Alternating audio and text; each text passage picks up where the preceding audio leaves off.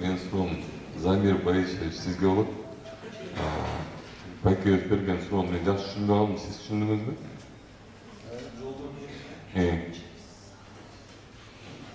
Кайсы көчөнүн атын айттыңызбы? Микрофон берип койсоң, мен укпай отурмун. Бул боюнча урматтуу депутат, бизде кечээ коллегия болду. Ошол коллегияда биз ушу именно внутренний жолдор боюнча катуу жана жетекчилер менен обсуждение болду. Ошол жерде могу Калинин көчөнү, бул Калинин көчө шаардын ичине жайгашып калып, бирок ал көчө биздин шаарга каралбай калган. Ал Союздан бери жанагы Кара Суу районунун бир Кашкар кыштак, Кызыл кыштак айланасына кирип калган. Ошол жол боюнча маселени көтөрдү. Биз ошол боюнча азыр процессти Кудай буйрса жана анклавдар бар да шаардын ичинде. Ошол анклавдарды чечкенде ошол жолдо да бизге кирип кетет. Сиз ошол суроону берип атасыз да, Ош шаарына киргизсин деп берип атасызбы суроону?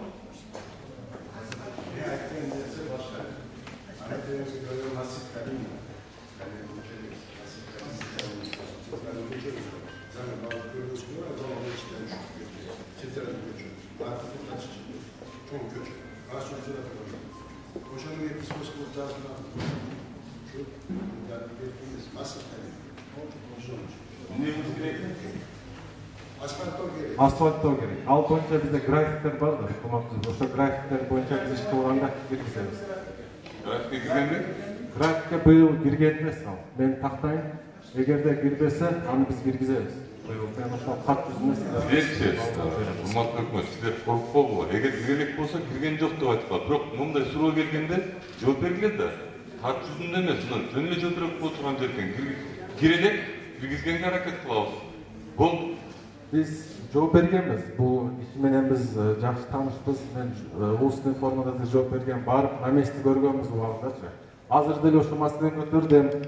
Сиздер аркылуу дагы бир кирип калабы графикке деген суроо коюп. Республиканский бюджеттен болот да, республиканский бюджеттен. Ошон үчүн республиканский бюджеттен деген силерге каралган жер, шаар бюджеттен эмес. Ошон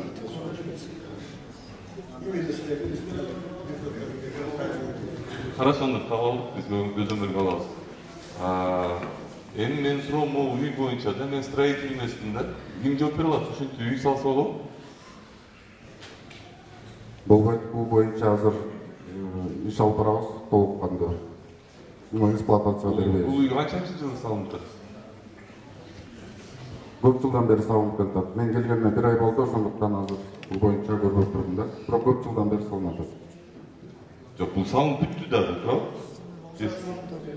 5 жыл болуптур. Ошондо буга бирөө жооп бериш керек да. Ким жооп берет? Бул байкебиз 1 ай болуптур келгенине, жооп бере албайт экен бул суроого. Ким жооп берет?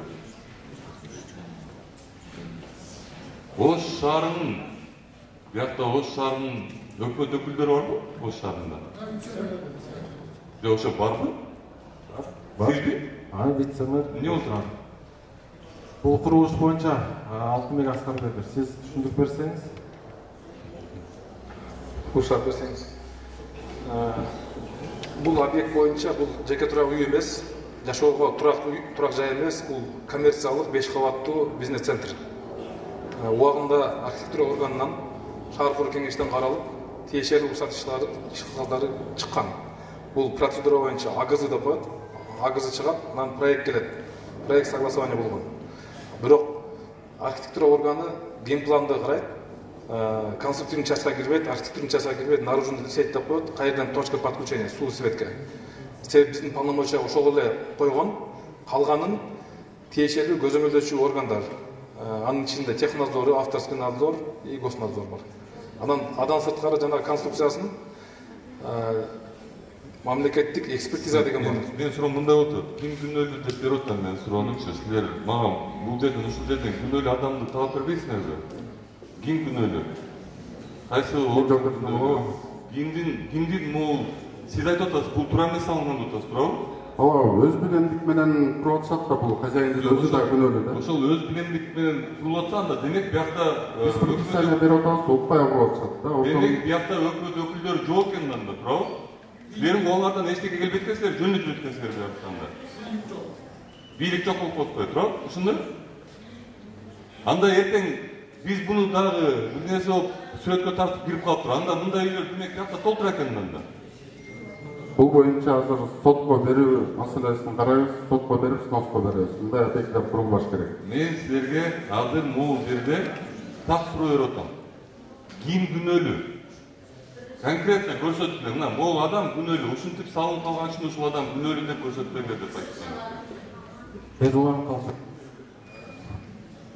Рұқсат берсеңіз, мен бұл мәселені өзім жеке контрол алып терештіріп сізге жооп берейін. Мен өзім кетпей келдім, ошол должность болуп. Ошого сизге конкрет түрдө кийин күнөөлүү болгондорун, поэтапно бул жумуш боюнча эмне болгондорун мен сизге өзүм жооп берем. Жок, силерге чейиндилер эмне болду?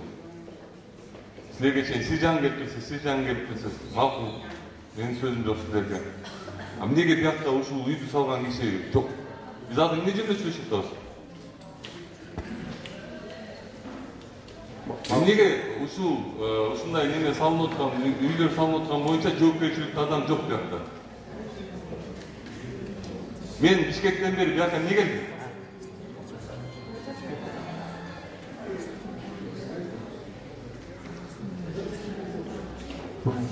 Хозяин алып коесуз. Хозяйны чакырылган деп Мага хозяин керек жок, хозяин любой жерге барып туруп өзүнүн жерин алаттарып бир нерсени салып салат. Мага хозяин керек жок, мага ким жооптуу ушуну салынган үчүн?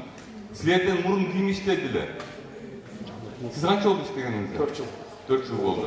Сиз мындай архитектурасын карап туруп эле уруксат бересиз, туурабы? Ким жооп бериш керек эле айтпайсызбы? Жана айттым го, мен көзөмөлдөөчү органдар бар, автору бар. Биринчи эң негизи автор проектта. Экинчи технадзор.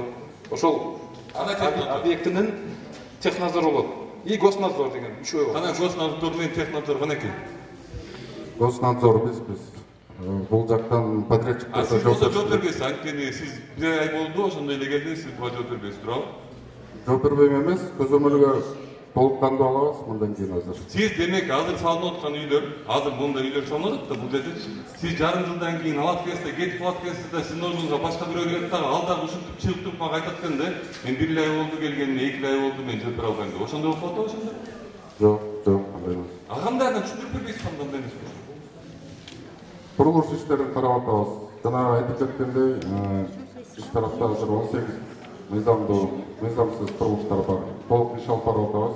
Мэрия менен чогуу, прокуратура менен чогуу. Хорошо, сиз мен түшүндүм, дагы ким дейсиз? Буга жооп берип, дагы бирөөнү айтып бересиз. Авторский надзор, технадзор и госнадзор. Сиз технадзорсуз, туурабы? Госнадзор. А технадзор кана? Билбейм. Ал частный компания. Бул жеке адамдын өзүнүн технадзору болот. Өзү нанимать этип, өзү договор түзөт. Анда демек сиз жооп берет экенсиз анда. Сиздин немеңе жооп берет экен да? Госнадзор жооп берет экен да, туурабы? Аны кандай кылабыз? Жок, Кат жүзүндө в любом случае силер жооп бересиздер. Ал боюнча авторунда. Сиздин заңдарыңыз барбы? Жок, жок. Эмне өзүңүз жалгыз келдиңиз? Сизге чейинки иштеген заңдарыңыз бирөөлөр барбы? Эмнеге сиз көчө күндө жумушка кетип, менин суроолорума жооп бере албай турганыңызды бүтүрүп кайтып келдиңиз бул жерге? Ала келбейт белеңиз жаныңыздагыларды? Ошол жерде иштегендерди ала келбейт белеңиз? Бар андай азыр. Ким?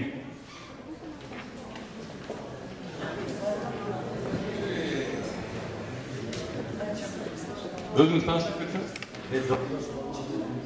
Башкы инспектор болуп иштейм, тармакта. Канча жыл болду? Ошо экетектен бери иштейм. Жок, канча жыл болду ушул тармакта иштегениңиз? 10 жыл болду. Анда сизге сурайм, эмнеге бул иш алынып калды? Эми бул эми боюнча ар бир инспектордун өзүнүн бөлүнгөн аймагы бар. Аймак боюнча жооп берет. Эми биздин башкармалык бүгүнкү күндө айтканда энге мүмкүнчүлүк да болгон жок. Пул салганга да мына ККОга эми кирдик. Эми салабыз. Сизди түшүндүм мен. Мен бааңарды түшүндүм ушул жерде. Сизди да түшүндүм. могул нерсе эмнеге болуп атканын айтып берейинби? Анткени мен ушул 2 жыл мурун эле ушул азыр элим калың мен сайлаптын депутаты болуп отурган ушундай эле болуп отурчумун мен дагы 2 жыл мурун. Ар бир өңөрдүн эшигиңерди каккылап чыккан мен. Ар бир өңөрдүн. Силер могул жерде мага жооп берип аткан себебиңер анткени мен депутатмын. Мен жөн эле элдин атынан келип жөн эле жаран болуп келип сүйлөгөндө силер мага жооп бербей коймоксуңар. Могулун салынып атканы ошондон болуп атат. Могул сүрөткө тарткан адам муну бир жерге жиберген. Кабыл албай койгон, көрбөй койгон ошакта барчы. Кабинеттериңерге бекинип отуруп аласыңар дагы, анан кийин мына салынып атат үйлөрүңөр. Арендага берилеби, частный үй болобу, мага барып урайт бул. Мен строитель эмесмин деп башынан айтып кеттим, бирок мен строитель эмес болуп туруп көрүп турам могул үйдүн урайт экенинчи. Кат жүзүндө жооп бергиле 2 жумадан кийин, канча жумада жооп бересиңер? 3 жумада жооп бересиңер, 4 жумада жооп бересиңер. Канча үй бар дагы бул салынып аткан? Сиз өзүңүз ушул должностко качан келдиңиз? 2 ай болдубу? 1 ай болду. 1 ай болду. Канча үйдү инспекция кылдыңыз азыр салынып аткан үйдү? Жөн эле мындай. Неме эмес, проверка эмес, а инспекция, мониторинг этип, барып карап, мындай салынып атыптыр деп. Канча адрестерин айтыңызчы ошол үйлөрдүн, могу үйлөрдү карадым мен деп.